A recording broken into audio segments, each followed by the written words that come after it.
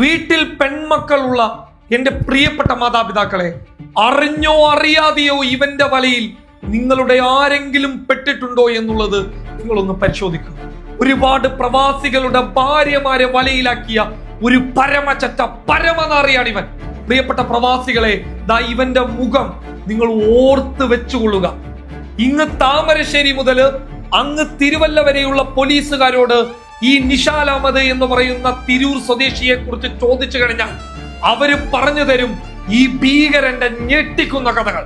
അത്രമാത്രം ക്രൂരനും പൈശാചികമായിട്ടുള്ള പ്രവൃത്തി ചെയ്യുന്ന ഒരു നാറിയാണ് ഇവനെതിരെ ഒരു വർഷം മുമ്പ് വീഡിയോ ചെയ്യുകയും ഏകദേശം 6-7 മാസം ഇവൻ ജയിലിൽ കിടക്കുകയും ചെയ്തതിനു ശേഷം ഈ പരനാറി ഇപ്പോൾ പുറത്തു വന്ന് പഴയ പോലെ റൊമാൻറ്റിക് വീഡിയോ സോഷ്യൽ മീഡിയയിൽ ചെയ്തുകൊണ്ടിരിക്കുകയാണ്.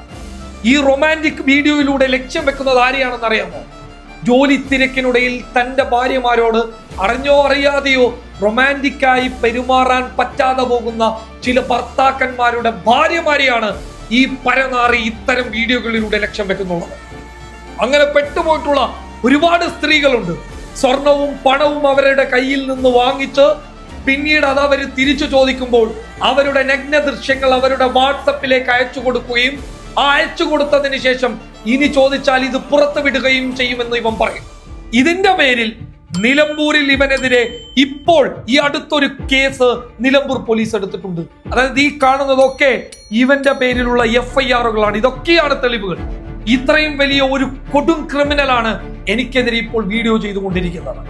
അതെന്തുകൊണ്ടാണെന്ന് ചോദിച്ചു കഴിഞ്ഞാൽ ഇവനെതിരെ എന്റെ അടുത്ത് മാത്രം വന്നത് 21ഓളം സ്ത്രീകളാണ്.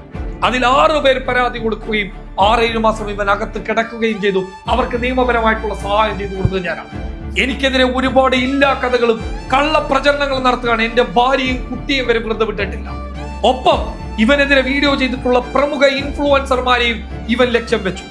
അത് പേടിച്ച ചില പ്രമുഖ ഇൻഫ്ലുവൻസർമാർ ഇവനെതിരെയുള്ള വീഡിയോ റിമൂവ് ചെയ്തപ്പോൾ ഞാൻ അവരോട് ചോദിച്ചു, എന്തിനാണ് റിമൂവ് ചെയ്തതെന്ന് ചോദിച്ചപ്പോൾ ആ ഇൻഫ്ലുവൻസർമാർ പറഞ്ഞത് എന്റെ ഭാര്യയെ, എന്റെ കുഞ്ഞിനെ പോലും സെക്ഷുവലി ലൈംഗികപരമായി ചിത്രീകരിച്ച് ഇവൻ വീഡിയോ ചെയ്യുന്നു എന്നുള്ളതാണ്.